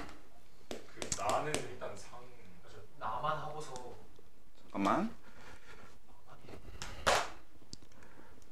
나만 상이셨어. 이것 때문에 상. 이게 X 열성인데. 자, 일단 해봅시다. 일단 가계도 자체로 보이는 것만 먼저 빨리 분석을 해보면 가계도 자체로 보이는 우리가 사용할 수 있는 단서는 얘는 일단 뭐야? 정상 어머니에서 유전병 아들을 태어났어. 이거 무슨 뜻? 그쵸? x 우성 안됨이니까 그거 그냥 밑에다가 살포시 적어둘게요. x 우성 안됨. 그리고 얘도 보면 얘는 지금 뭐야? 주어온 아들이 있죠? 그치? 그럼 주어온 아들이 있으면 일단 유전병이 우성이다. 그러니까 왜? 아들이 정상이니까, 이 주어온 아들이 정상이니까 정상 쪽의 열성, 즉 유전병이 우성이다를 일단 찾을 수 있어. 잠시만요. 주원 아들이 정상이면은 우성이. 예, 유전병이 우성인 거지. 정상이 열성인 거지. 주원 아들이 열성이면은 열성인 거예요. 그러니까 주어온 아들이 가진 형질 쪽이 무조건 열성인 거야. 주어온 아들이 정상이면 정상이 열성인 거고, 주어온 아들이 유전병이면 유전병이 열성인 거고. 그래요? 저 해석을 안 했는데. 그래요? 일단 그리고 요거 뭐야? X 아버지 정상, 유전병 딸, 이거 뭐야? 열성 X 열성 X 열성 안됨인가요? 그러면 영양가가 없죠? 왜냐면 이미 열성 아닌 건 알고 있어 이미. 그렇죠? 그래서 얘는 써봤지만 어차피 영양가 있는 단서가 아니기 때문에 버립시다. 그러면 적어도 만약에 우리가 이걸 그냥 노가다를 한다고 치면 어느 쪽 노가다를 먼저 하는 게 맞아? B쪽에서. 예, 나를 먼저 하는 게 맞죠. 왜? 얘는 지금 남은 케이스가 3개, 얘는 남은 케이스가 2개. 경우의 수를 2개만 나누면 되고 얘는 3개를 나눠야 되잖아요. 그러니까 이쪽을 우선 잡으면 될 거고, 일반적으로 이런 류의 문제가 그런데, 그러면 이제 어떻게 하면 되냐면 얘를 분석한 다음에 기억, 니은, 디귿, 리을, 미음, 비읍에 대해서 주어진 숫자가 맞도록 조금 몇 가지 해보는 형태가 되겠지. 그러면 한번 해볼까요? 일단 얘 상일 때랑 x일 때를 빠르게 적어봅시다. 어차피 이거 분석하는데 그렇게 오래 걸릴 만한 게 아니니까. 자, 상일 때는 라지 b 스몰 b, 라지 b 스몰 b, 스몰 b 스몰 b, 라지 b 스몰 b. 미안해요. 라지 b 바. 그 다음에 라지 b 스몰 b, 스몰 b 스몰 b, 라지 b 스몰 b, 스몰 b 스몰 b. 맞죠? 그 다음 얘가 x염 색채일 때는 이제 어떻게 보면 되겠냐? 라지 b y, 라지 b 스몰 b, 스몰 b y, 라지 b y, 라지 b 스몰 b, 스몰 b y, 라지 b 바, 스몰 b 스몰 b, 라지 b 스몰 b네요. 네, 그쵸? 일단 이렇게 정리가 되니까 얘네들은 지금 얘 말고는 가려진 칸이 없기 때문에 좀 바로 생각을 해봅시다. 밑에 지금 보시면 체세포 한 개당 라지 A와 스몰 B의 DNA 항당 더한값이거든요. 그러면 바로 좀 여기 스몰 B의 DNA 항당 더한값을 구해 둘 건데 1, 2, 5랑 3, 4, 8이거든. 그치? 그럼 1, 2, 5에 대한 것부터 해봅시다. 자, 1, 2, 5 얘 스몰 B 한 개, 얘 스몰 B 한 개, 그 다음에 1, 2, 5면 얘네요. 얘 스몰 B 두 개. 이미 탈락이지.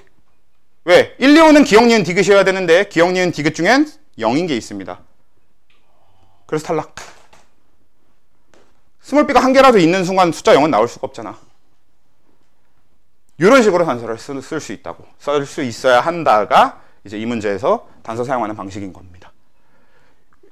요즘 저 숫자 이용하는 문제들은 대부분 다 저렇게 되어 있어요. 표나 어떤 식을 이용해서 숫자가 주어진 문제들은 딱 요 정도까지의 나열은 해놓고, 그래서 얘랑 지금 우리가 구해놓은 거랑 요 숫자 나온 거랑 비교해서 탈락시킬 수 있는 거 탈락해라가 요즘에 나오는 문제 유형이지.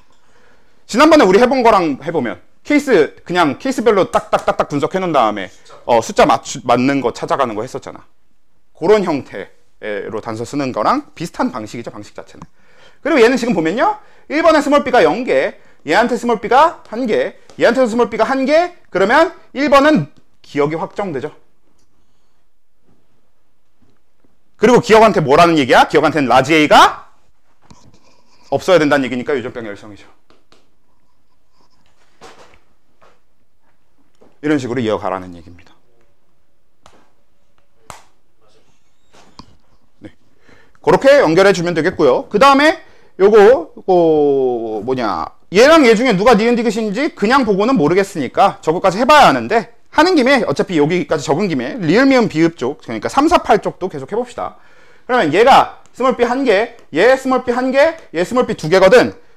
그쵸? 근데 얘는 얘가 리을이 되지 않을 거란 사실 정도를 제외하면 그렇게 영양가가 없어 보여요. 그치? 근데 대신 얘가 x든 상이든 상관없이 스몰 a 스몰 a인 걸 원래 먼저 알 수 있지 않아요? 얘도 스몰 a 스몰 a 확정이니까 어차피. 왜냐면 여자들은 어차피 뭐예요? 스몰 a 스몰 a 아니죠. 미안해요. 얘가 스몰 a 스몰 a인 걸 알 수 있는 거죠. 그러니까 우리 스몰 a 유전병인 거를 얘 0인 걸 통해서 찾았었으니까 그러면 얘는 스몰 a 스몰 a 확정이란 말이야. 원래 이게 남자면 스몰 a y인지 스몰 a 스몰 a인지를 고민해봐야 되겠지만 근데 얘는 여자니까 상이든 XM 색채 유전이든 스몰 a 스몰 a 바로 쓸 수 있을 거고 그러면 얘랑 쟤가 라지 a와 스몰 b의 합이 1이 되죠. 그렇게 해서 얘가 리을인 거 찾을 수 있지. 그럼 얘네 둘 중 하나가 미음하고 비읍이어야 된다는 얘기잖아. 네.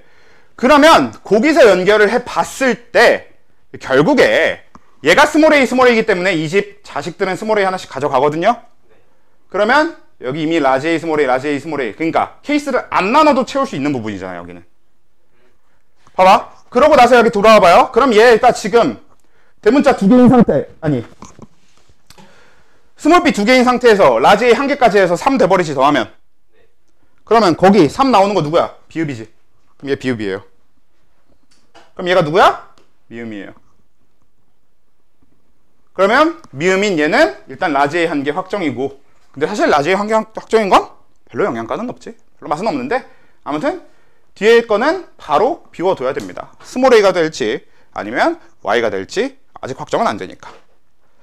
그리고 앞에 것도 다시 보면서 여기까지 알아낸 이후에 앞에 것도 보면서 뭔가 쓸 수 있는 단서가 있는지 확인을 좀 해볼까요? 왜냐면 이제는 사실 뭐 더 고민할 필요 없고 이것도 이제 노가다 나열해놓고 얘도 경우에서 2개까지 줄였으니까 얘가 유전병의 열성인가 확인해서 그래서 얘도 그냥 둘 다 써놓고 이제 해도 그렇게 크게 오래 걸리진 않거든요. 그래서 이제 맞는 케이스 찾겠다 하시면 되는데 그래도 이왕 단서를 여기까지 써먹어본 김에 끝까지 한번 단서만 써서 해봅시다. 쟤는 안 적고 그럼 이제 단서를 끝까지 그냥 써보기만 하면요 얘 0개인 상태에서 우리 얘한테 스몰 a가 없다는 사실을 확실하게 확인을 했고요. 그럼 얘는 아니지 라지 a가 없다는 사실을 확실하게 확인했고요. 그럼 얘는 스몰 a 상태에서 뒤에가 y인지 이건지 모른다 였던 거죠. 근데 사실 이건 누구한테도 마찬가지냐면 얘한테도 마찬가지야. 스몰 a일 수도 스몰 a y일 수도 있고요. 그 다음에 얘한테도 마찬가지야. 스몰 a일 수도 스몰 a y일 수도 있는 상황이거든요. 그렇지? 자, 그 상황에서 얘가 지금 라지 a를 못 갖는 게 확정이 돼버렸죠. 그치? 그러니까 5번은 라지 a를 못 갖는다고 확정이 돼버렸어. 그러면 5번한테 원래 있었던 스몰 b 1개까지 하면 5번이 누구다? 니은이다 확정이 돼버리지. 그래서 2번이 디귿이구나 찾으시면 되겠고요. 그럼 2번이 디귿이기 때문에 스몰 b가 1개만 있을 때 라지 a도 1개만 있어야 되네요. 그럼 얘 라지 a 스몰 a 이렇게 채우면 되겠지. 정말 띠꺼운 건 뭐다? 이래도 얘가 성인지 상인지 모르네요.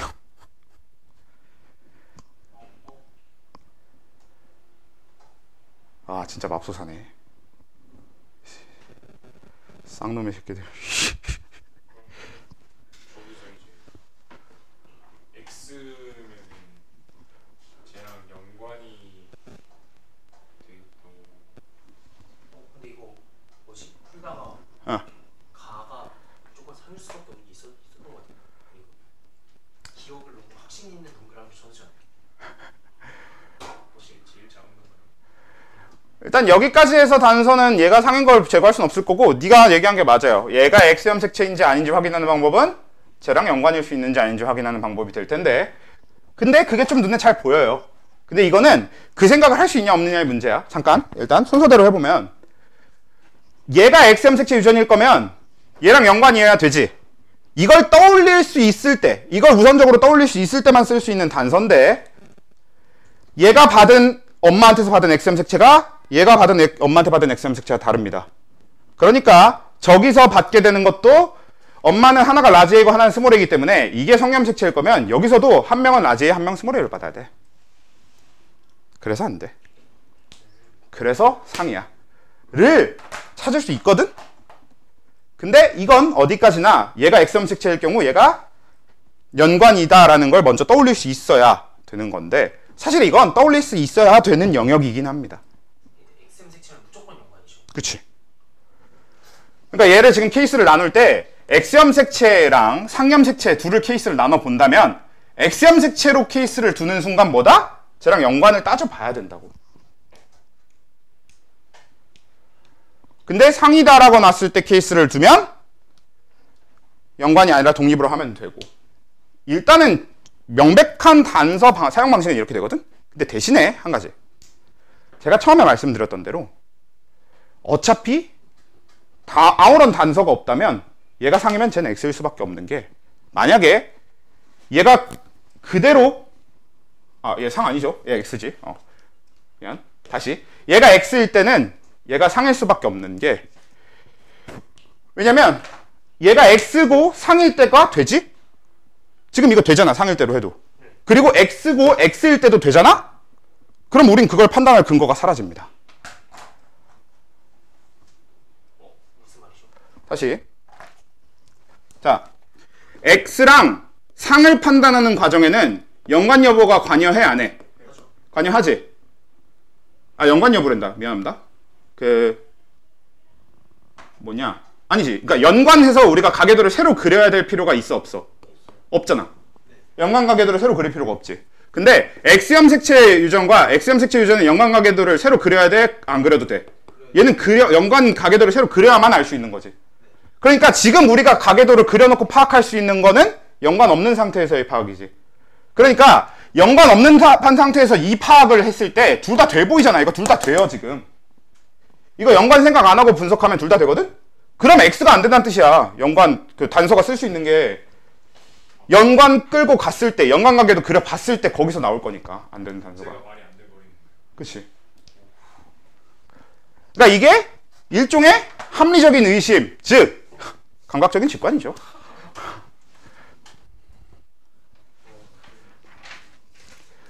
그래서 근본적으로 여러분들이 아예 접근을 어떻게 하는 게 좋냐, 처음부터 그냥 연관 단서 없으면 애지간하면 이걸 거라고 생각하고 접근하세요. 왜냐면 실전에서는 어떻게 하면 끝날 거니까. 그럼 얘가 X일 때 얘 상으로 해보고 문제 없으면 그냥 그대로 답 적으면 될 테니까.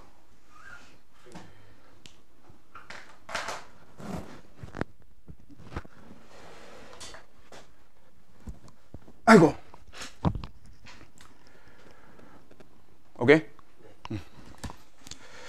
됐고.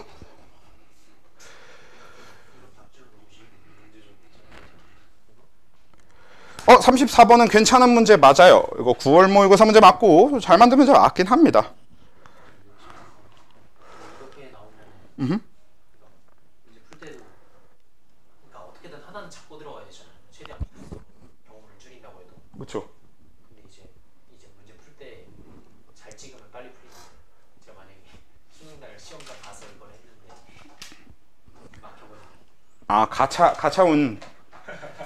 가차운에 작용하지 않냐라는 건데, 아니 아마 어차피 봐봐, 이거 그려서 그러네. 이걸 먼저 해본 사람들은 이걸 아예 안 그리고도 해볼 수 있을 수 있구나. 그러니까 X 먼저 하고 그 다음에 바로 적을 맞췄는데 모순이 안 돼서 바로 풀었거든요. 그러면 가차 운이 좋았던 거긴 한데 이걸 해야 되냐 아니냐가 차이가 있다는 얘기잖아요. 근데 사실 이게 그건 있어. 이게 지금 17번 문제, 그러니까 마지막 페이지에 있는 준킬러 혹은 킬러 정도의 난이도 문제잖아요.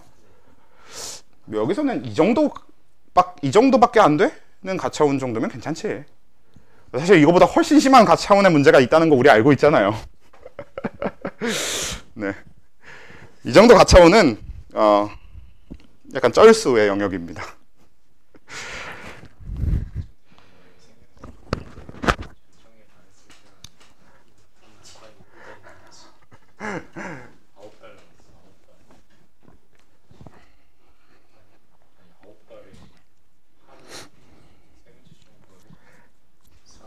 근데 그건 있다. 진짜 아까 말씀하신 대로 왜 폼이 절정에 오른다라고 얘기했잖아요. 실제로 폼이 좀 많이 오르게 되면 대충 적당히 얘가 상일 때랑 XM 색채일 때 얘네들의 스몰 b 개수나 이런 거 스몰 b의 개수가 얼추 빨리 보이니까 안 적어본 상태에서도 기억이 0인 거 이용해 볼 수 있지 않아? 그게 이제 진짜 방금 얘기하신 폼이 절정일 때 가능한 거고, 직관이 아니라 진짜 그걸 머릿속으로 빨리 단서가 될 기억에 해당되는 1, 2, 3만 빠르게 파악해서 1, 2랑 5번이죠. 1, 2, 5만 빠르게 파악해서 쓰는 게 실제로 가능하고요. 근데 그거는 이제 보통 이제 그렇게까지 할 수 있는 사람들을 우리가 흔히 고인물의 영역이라고 보는 거고.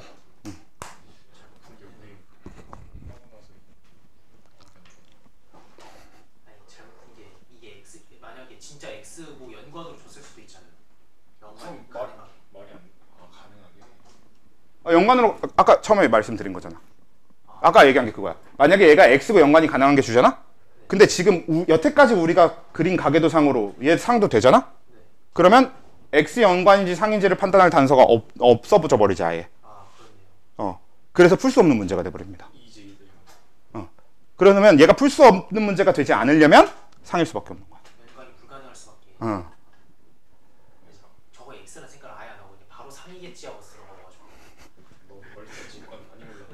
아니 반대로 얘가 X인 걸 먼저 알고 있는 상태에서 얘 상이겠지 하고 가는 거는 좋아요. 그거는 내가 아까 말한 그대로야. 그냥 어차피 그럴 거니까 그냥 실전에서 그렇게 풀어의 영역인 거고. 아니면 얘를 X를 아직 찾지도 않았는데 얘가 상이겠지 했으면 그건 약간 진짜 약간 그쵸. 진짜 가차의 영역이지 그런 게. 아무튼 36번 아까 36번하고 49번이 질문이 들어왔는데 일단은 남은 시간상 두 개 다 풀기는 확실히 어렵고 두 개 다 풀려고 그러면 시간 진짜 많이 써야 될 것 같고 지금 9시 58분이니까 둘 다 풀지 말고 하나만 좀 골라서 풀려면 49번 쪽을 풉시다.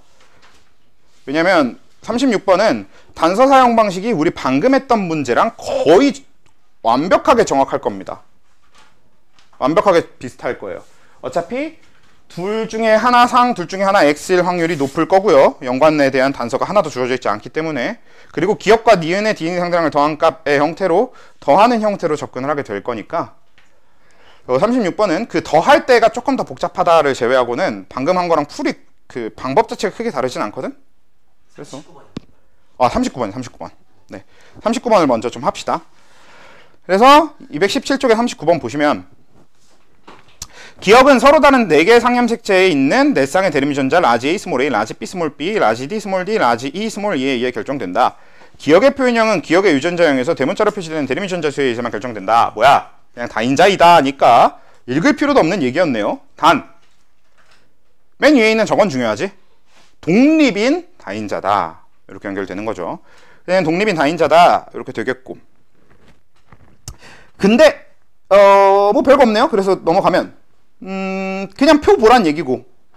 그래서 바로 표 보면서 볼 건데 문제는 어차피 표를 분석하는데 그 밑에 글들이 필요하니까 그 밑에 글들은 같이 좀 보고 할까요? 그 밑에 가에서 라 중 2명은 마의 부모이다. 뭐 좋아. 지금 가나 다라 마 중에 부모가 있대. 그러면 이미 이렇게 된 순간 우리가 이러고 있을 게 아니라 마한테 자기 부모 찾으라고 하면 되는 거 아니냐? 자기 부모도 못 알아보진 않을 거 아니야. 는 좀 그렇고 아무튼 그래서 이제 이렇게 아무튼 2명은 이제 마의 부모라는 거고 그래서 가에서 마는 이제 라지 B와 스몰 B 중 한 종류만 갖는다. 아마 이게 이제 정말 중요한 단서, 핵심 단서로 작용하게 될 건데 일단 봅시다.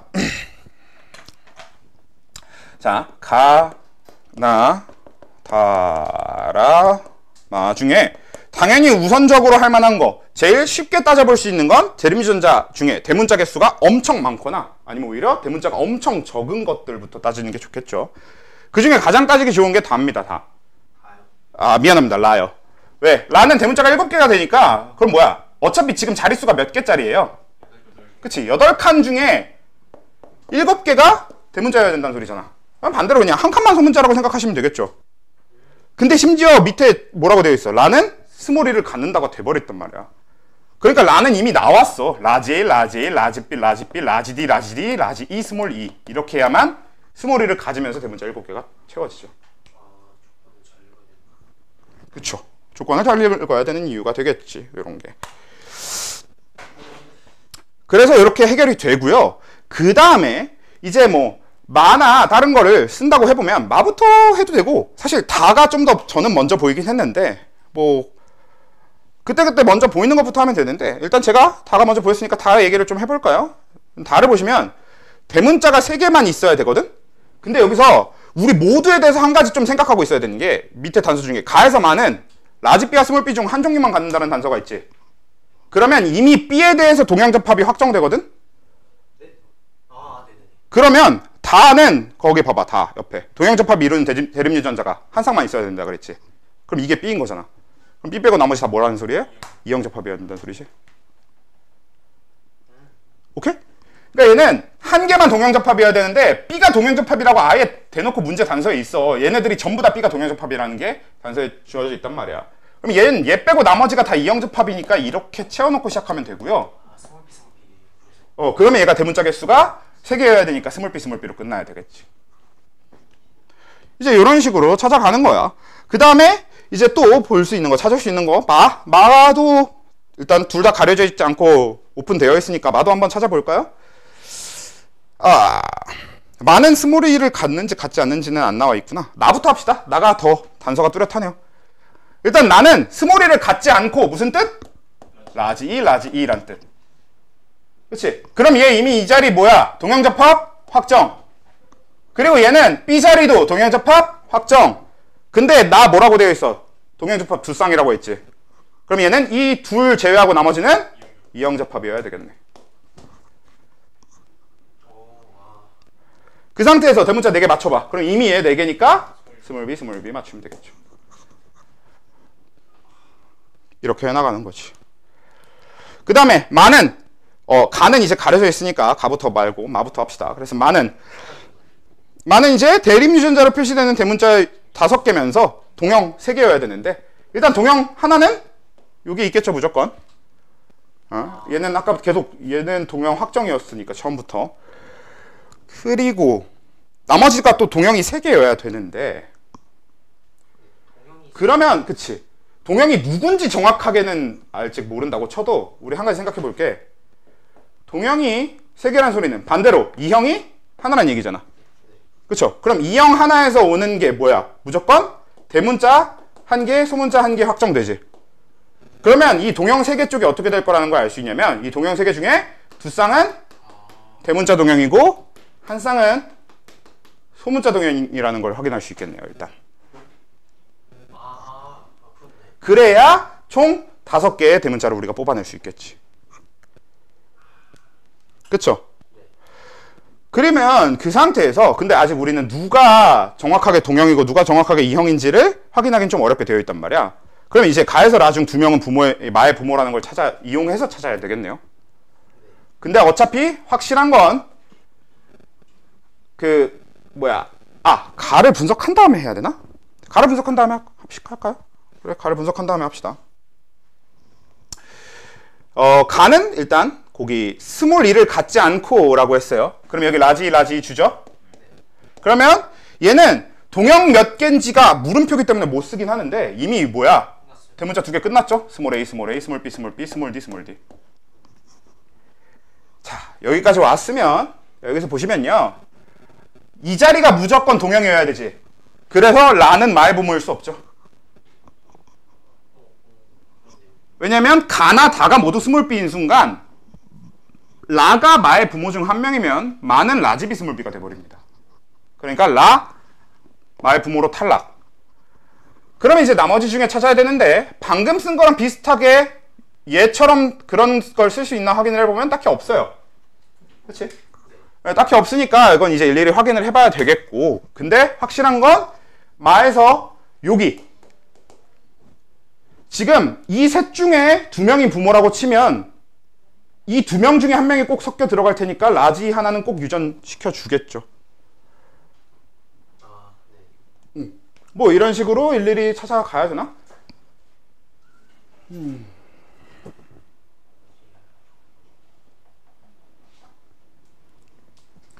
얘를 마지막에 찾는 게 조금 귀찮긴 하네.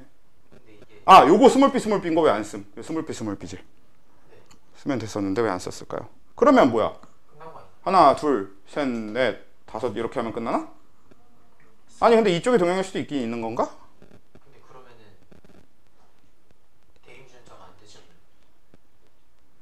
이미 동형접합이 BB에서 나왔는데 저기 라지가 돼버리면 대문자가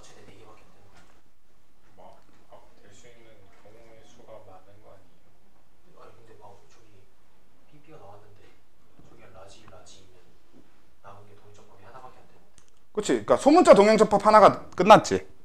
근데 우리한테 남은 건 그래서 두 쌍의 대문자 동형접합과 하나의 이형접합이 누군지를 찾는 게 문제지. 네, 그래서 그게 문제인 건데 단서가 분명히 뭐가 되나 아니면 아닌데 아니고 잠깐만. 그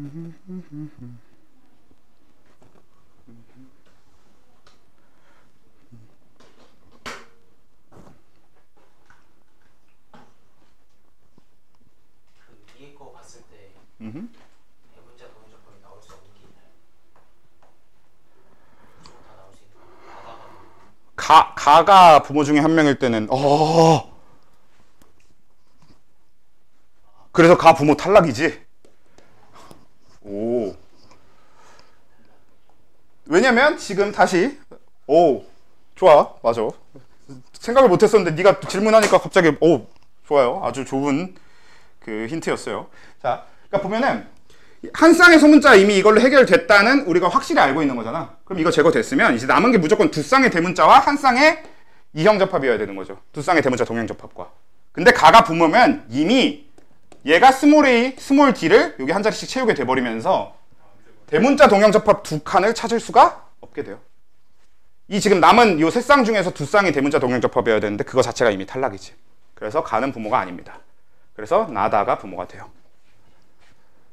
그리고 나다가 부모가 확정이 되면 그러면 이제 이 자리는 뭘로 채워지냐, 누구를 대문자로 어떻게 채우고 누구를 소문자로 어떻게 채우느냐. 제 기억으로는 문제에서 하나도 안 중요했던 걸로 기억합니다. 이건 이제 그냥 부모가 누군지만 찾았으면 끝인 걸로 기억하거든. 볼까? 기억. 마의 부모는 나와 다이다. 찾았죠? 끝. 니은 가에서 생식될 수 있는. 그러니까 이거 필요 없는 거 맞고. 그 다음에 디귿. 마의 동생이 태어날 때. 마의 동생이 태어나는 거에 말과 관여하는 거 아니잖아. 그래서 관심 없는 거 맞고. 얘는 여기까지만 분석하면 끝이네. 그래서 이제 나 다를 이용해서 가를 이용해서 니은 하면 되고, 요거 나 다를 이용해서 이제 디귿하면 되는데, 아까 나온 그 조합하는 거 이걸로 쓰면 되겠네. 바로 이걸로 한번 연습하면 되겠네. 뭡니까? 우리 조합 쓰는 방법 어떻게 되는 거야? 이 둘 사이에서 태어난 자녀는 일단 자릿수 8칸이니까 8칸 해놓고 어떻게 하는 거였어? 잠깐만. 하나, 둘, 셋, 넷, 다섯, 여섯, 일곱, 여덟. 얘네들이 무조건 줘야 되는 거 일단 칸 채워 놓읍시다. 그러면 얘가 스몰 b 무조건 주게 되니까 스몰 b 한 칸 채울 거고요. 그 다음에 얘네 둘은 라지 한 칸을 무조건 채울 테니까 라지 한 칸 무조건 채워놔야 되겠지. 스몰 B 두 칸 채워야 되는 거 아니에요? 그리고 그러네요. 스몰 b는 한 칸이 아니라 두 칸을 채워야 되겠네요. 그러면 이제 우리한테 남은 칸은 하나, 둘, 셋, 넷, 5칸이고 이 5칸을 가지고 나와 같을 확률, 즉 대문자가 4개일 확률을 찾아야 되잖아. 근데 대문자 한 칸 여기 이미 있어버리지. 그럼 우리 남은 5칸 중에 몇 칸이 대문자면 되는 거야? 3칸이 대문자면 되는 거죠. 어이구 저 깜짝 놀랐네. 적고 돌아보는데 깜짝 놀랐어요. 네, 이렇게 하는 거였지. 다인자가 연습해두고 다인자를 공부해두면 정말 큰 재산이 되는 게, 다인자는 막상 진짜 실제로 푸는 거, 그러니까 내가 할 줄 알게 되고 나면 풀 수 있게 되는 게 그렇게 어렵지 않는 데에 비해서, 유전은 내가 유전 할 줄 아는데 실제로 이 문제를 풀 수 있냐가 좀 괴리가 좀 있잖아요. 다인자 연습해두면 좀 굉장히 큰 그게 됩니다.